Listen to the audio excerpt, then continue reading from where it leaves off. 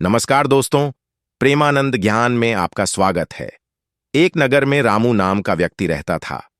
एक दिन वह प्रेमानंद महाराज से मिलने उनके आश्रम पहुंचा। वहां उसने देखा कि प्रेमानंद महाराज कुछ लोगों को उपदेश दे रहे थे। रामू ने प्रेमानंद महाराज को प्रणाम किया और कहा, गुरुदेव, मेरे मन में एक सवाल है। प्रेमानंद महाराज मुस्कुराए और बोले, बेटा, संकोच मत करो, जो भी सवाल है खुलकर पूछो। रामू ने कहा, गुरुदेव, मैं जानना चाहता हूं कि कुत्ते को रोटी खिलाने से कौन से लाभ होते हैं। प्रेमानंद महाराज ने मुस्कुराते हुए कहा, अगर लोग कुत्ते को रोटी खिलाने के फायदे जान लें तो उनका जीवन सुखमय हो जाएगा। कुत्ते को रोटी खिलाने से 8 बड़े लाभ होते हैं। जो इन फायदों को समझ लेता है उसे कभी दुखों का सामना नहीं करना पड़ता। प्रेमानंद महाराज ने आगे कहा, बेटा, एक कहानी सुनो। एक समय की बात है। एक भूखा प्यासा कुत्ता गांव के हर दरवाजे पर जाता, लेकिन कोई उसे रोटी का टुकड़ा तक नहीं देता। वह लाचार होकर इधर उधर भटकता रहता। एक दिन वह गांव के बाहर एक ऋषि के आश्रम में पहुंचा। उसने ऋषि से प्रार्थना की, हे मुनिवर, मैं बहुत भूखा हूं, कृपया मुझे रोटी का एक टुकड़ा दे दीजिए। ऋषि ने पूछा, क्या तुम्हें गांव में किसी ने रोटी नहीं दी? कुत्ता बोला, मुनिवर, मैं क्या कहूं, कोई मेरी बात समझता ही नहीं। ऋषि ने सहानुभूति से कहा, तुम्हारी पीड़ा मैं समझ सकता हूं, बताओ क्या हुआ। कुत्ते ने कहा, हमारे पास न घर होता है न कमाने का कोई साधन। हमें कपड़े पहनने या पढ़ने लिखने का ज्ञान नहीं है। सर्दी, गर्मी, बरसात सब सहन करते हैं, लेकिन मुनिवर, हम भी इंसानों की तरह भूख से तड़पते हैं, दर्द से कराहते हैं और दुख में रोते हैं। ईश्वर ने हमें वैसे ही बहुत कष्ट दिए हैं, फिर भी लोग हमें परेशान करने से बाज नहीं आते। हम आपकी तरह मनुष्य नहीं हैं, हम पराधीन जीव हैं। जब हमारा जन्म हुआ उस समय हमारी आंखें और कान बंद थे। हम यह नहीं कह सकते कि हमारे जन्म पर भी वैसा ही जश्न हुआ होगा जैसा आपके जन्म पर होता है। नाच गाना, बाजे बजते हैं, खुशी मनाई जाती है। क्या हमारे जन्म पर भी किसी ने खुशी मनाई होगी? जब मैं पैदा हुआ तो मुझे लगा कि मैं किसी बड़े घर में आया हूं, क्योंकि जिस जगह हम थे वह मुझे नरम और सुरक्षित लगी। लेकिन जब हमारी आंखें खुलीं तो मैंने देखा कि हमारी माँ, जिसे आप लोग कुतिया कहते हैं, हमें अपनी छाती से लगाकर एक पुराने कपड़े के ढेर पर लेटी थी। हम 5 भाई थे, बाकी 4 भाई लाल और भूरे रंग के थे। मैं अकेला काले रंग का था। सबसे छोटा और कमजोर भी मैं ही था। हमारी माँ हमसे कम ही मिल पाती थी, क्योंकि उसे भी अपने भोजन का इंतजाम करना पड़ता था। अगर वह खुद भूखी रहती तो हमें दूध कैसे पिलाती? एक माँ होने के नाते वह हम 5 का ख्याल रखती थी। वह बेचारी दिन भर भोजन की तलाश में इधर उधर भटकती थी।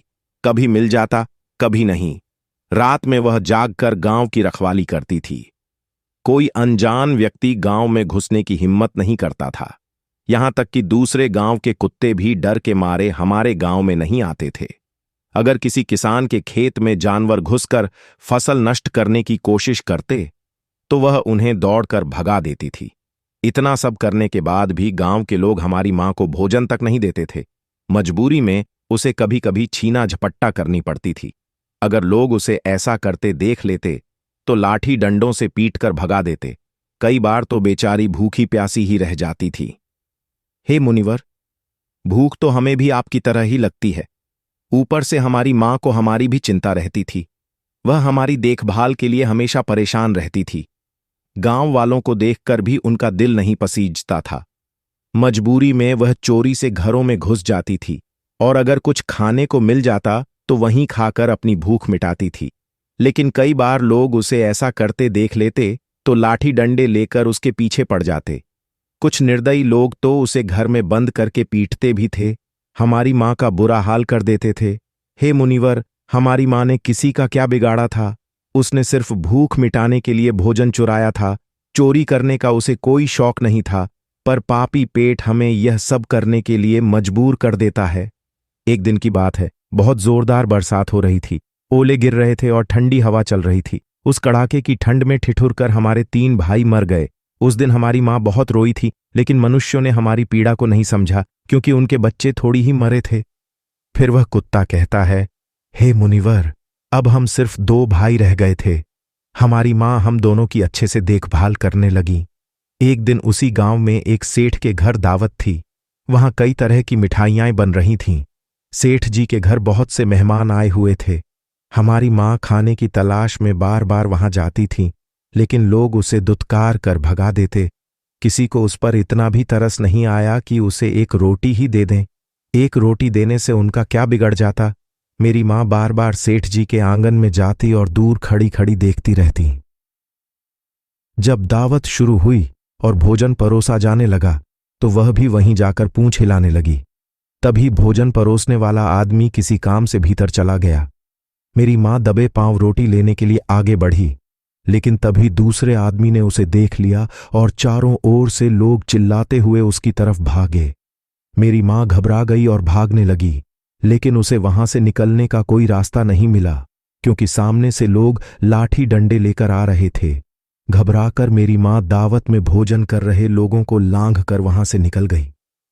हे मुनिवर, मेरी माँ इतनी परेशान नहीं थी जितनी कि वहां दावत में बैठे लोग हो गए थे।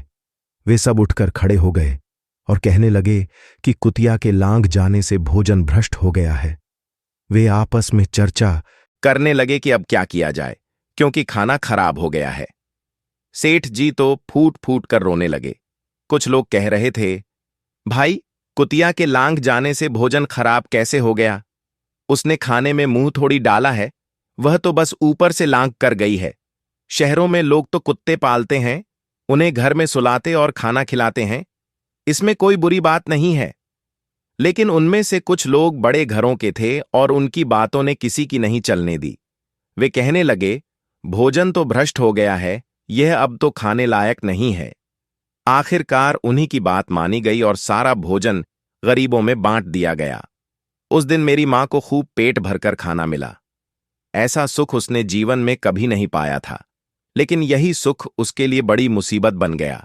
भोजन करके वह वहीं आराम से लेटी थी, तभी सेठ डंडा लेकर वहां आ पहुंचा और उसे बुरी तरह पीटने लगा।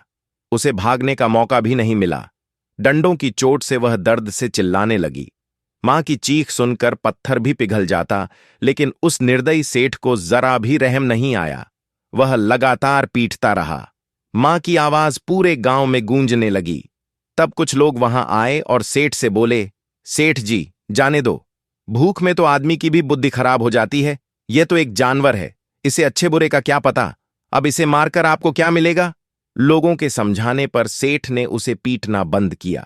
बड़ी मुश्किल से मां हमारे पास लौटी। उसने आकर हमें सारी कहानी सुनाई।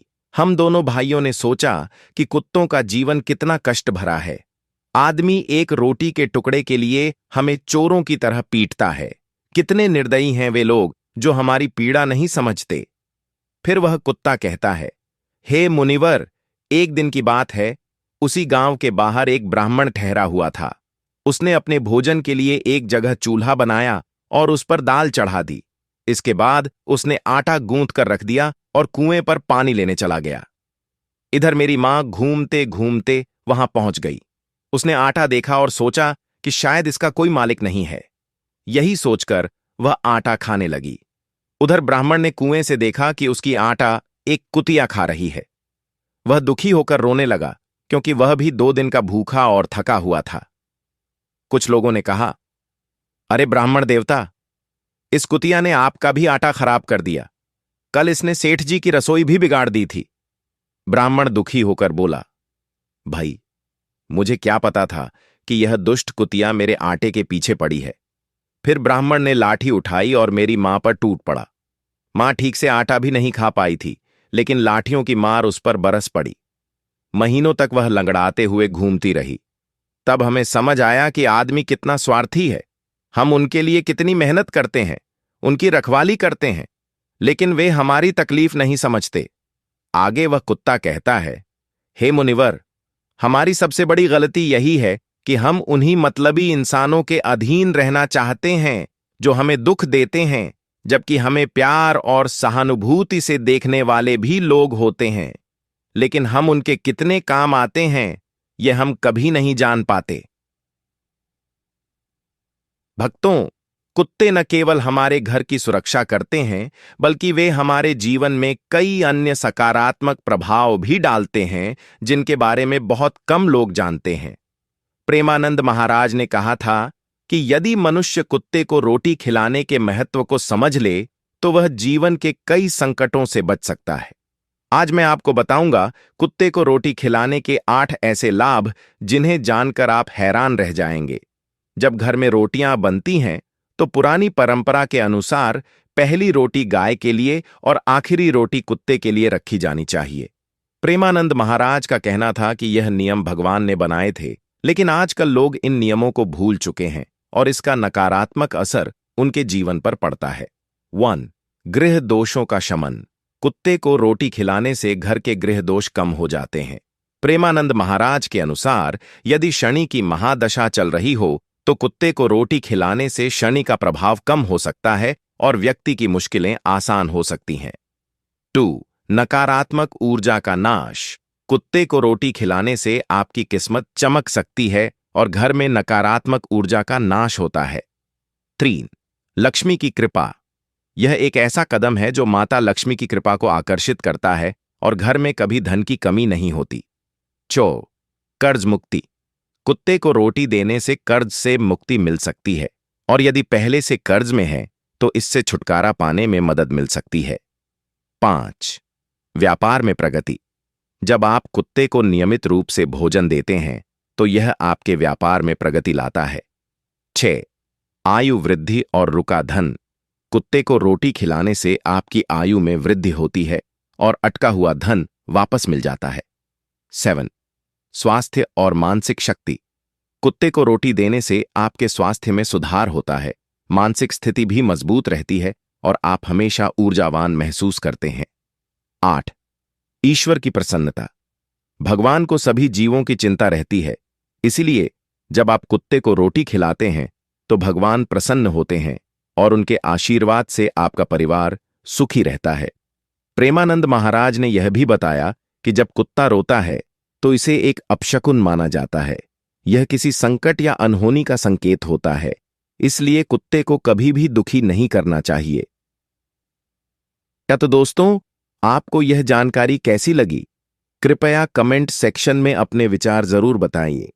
यदि यह जानकारी पसंद आई हो तो द प्रेमानंद ज्ञान चैनल को सब्सक्राइब करना न भूलें।